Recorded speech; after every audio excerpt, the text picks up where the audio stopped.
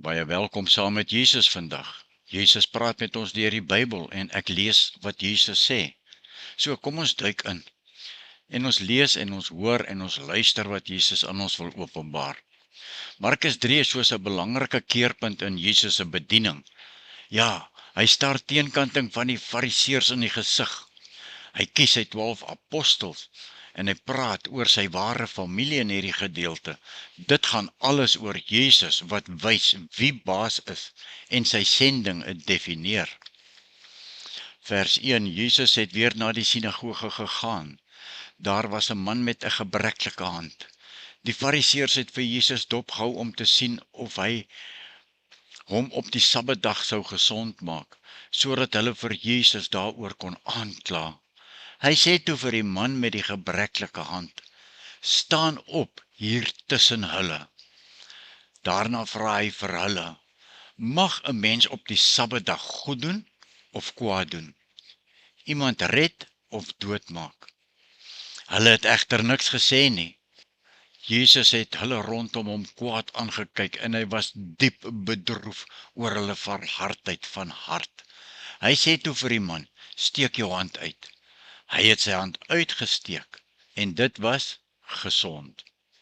Ja, Jesus was baie kwaad omdat hulle, die Fariseërs se gesindheid so verkeerd was, nê. Woede is nie op sigself verkeerd nie. Dit hang egter af waarvoor 'n mens kwaad is en hoe jy in jou woede optree. Ons is dikwels geneig om op 'n selfsugtige en 'n nadelige manier uiting te gee aan ons woede. In teenstelling met ons houding het Jesus 'n probleem opgelos en die man gesond gemaak. Jesus se optrede hou lering vir ons in. Dit gaan vir hom oor die bekendmaking van die aanbreek van die koninkryk van God en nie oor persoonlike selfgelding en selfregverdiging en wettiese reëls en regulasies nie. Die Fariseërs het uitgegaan en dadelik met die Herodiane 'n komplot teen Jesus gesmee om hom om die lewe te bring. Kan jy dit oor vertel? Ja, die Fariseërs het Jesus baie fyn dopgehou, nê? En of Jesus hierdie man op die Sabbat sal genees, in die hoop om hom te betrap terwyl hy die wettiese reëls oortree? Hierdie klomp Fariseërs is baie agterbaks geweest en hulle was vol jaloesie. Jaloers op dit wat hulle Jesus sien doen het. En 'n mens wonder hoekom hulle nooit die goeie dade van Jesus gesien het en hulle self bekeer het nie. Hierdie klomp Fariseërs is woedend. Hulle loop buitekant toe en hulle begin saam met die Herodiane planne beraam om Jesus uit die weg te ruim, om hom te vermoor. Dit is ironies dat die Fariseërs Jesus beskuldig het toe hy iemand gesond gemaak het, terwyl hulle in die geheim besig was om planne te maak om hom dood te maak. Ja, die belangrikste wegneemete is dat Jesus medelee beklemtoon bo streng wettiese reël onderhoud. Ja, soos ons net nou gesê het, ons is dikwels geneig om op 'n selfsugtige en 'n nadelige manier uiting te gee aan ons woede. Jesus se optrede hou lering vir ons in. Dit gaan vir hom oor die bekendmaking van die aanbreek van die koninkryk van God. Vers 7, Jesus het toe met sy disippels teruggegaan na die see toe.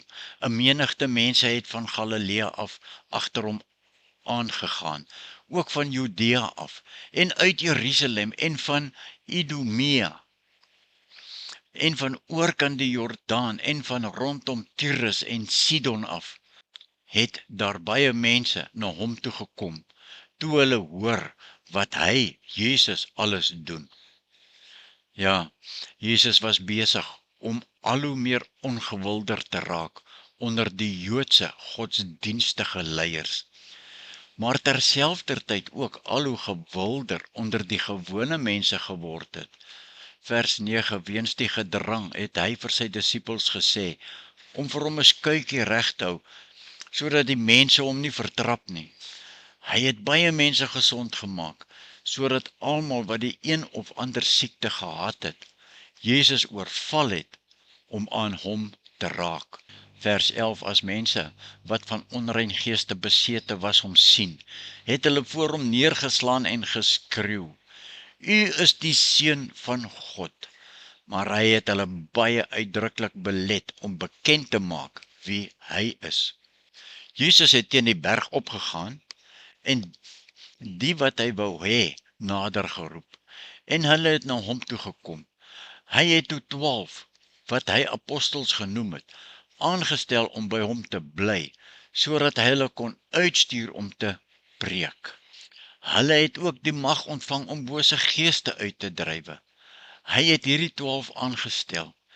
Petrus, soos hy Simon genoem het, Jakobus die seun van Zebedeus, en Johannes die broer van Jakobus, vir hulle het hy die bynaam Boanerges gegee.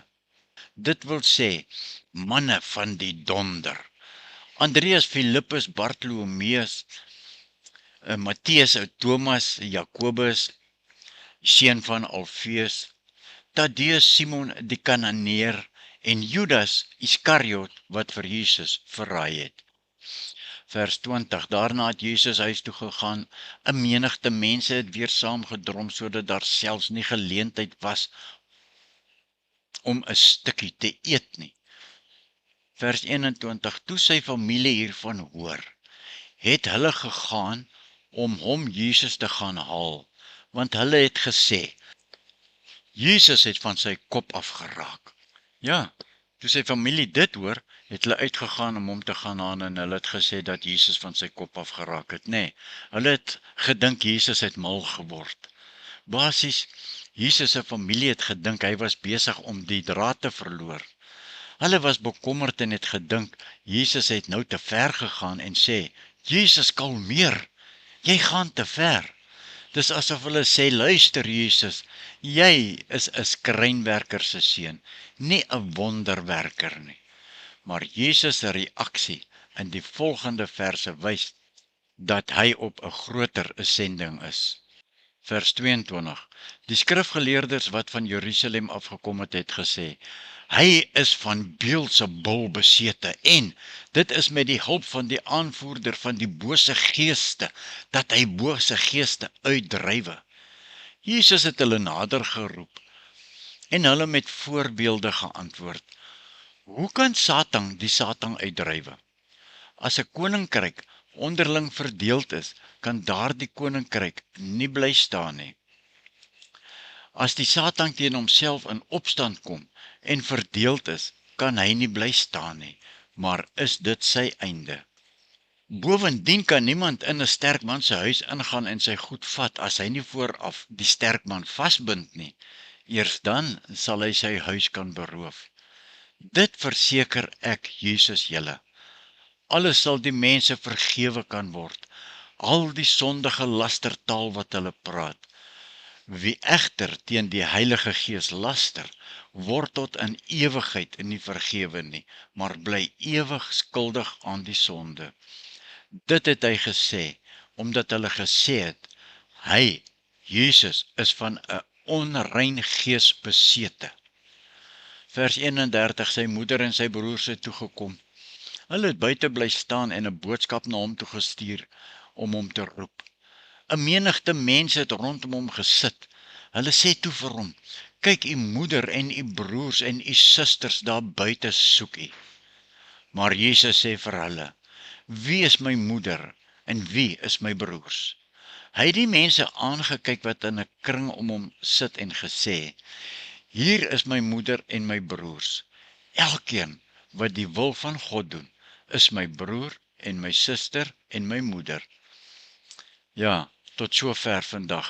En ons sluit af vir vandag met hierdie gedagte. Jesus word daarvan beskuldig dat hy deur Beelzebul, Satan, beset is, nê? Hy sê 'n koninkryk wat teen homself verdeeld is, kan nie bly staan nie.